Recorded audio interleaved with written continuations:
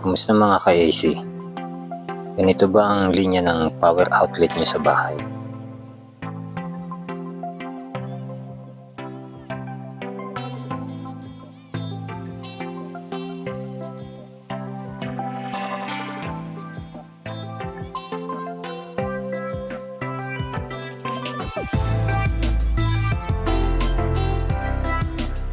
Subukan nating hilain yung wire kung kaya. Mahirap. Yan ang mga maling nakasanayan.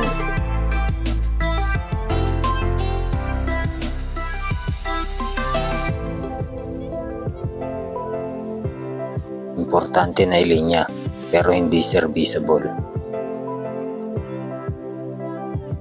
Ito pa ang isa. Check natin.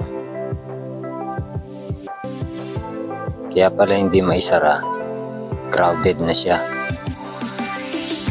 Yun yung sinasabi ko eh.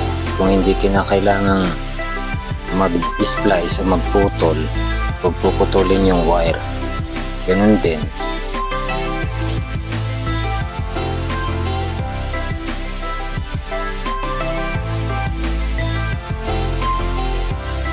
Magpuputol tapos idudugtong. Useless.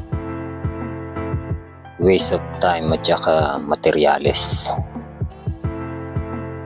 Sa susunod, alam na natin.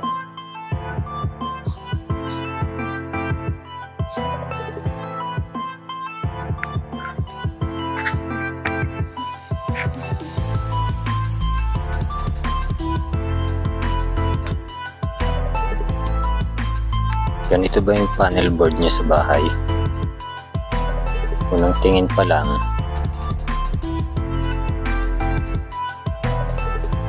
hindi na maganda.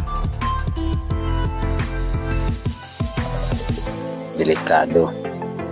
Bukod dun, ang ground hindi nakakonekta.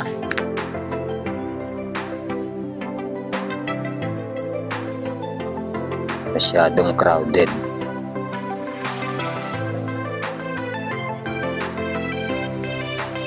Gagawa tayo ng separate na video para sa before and after para ma-trim ng maayos.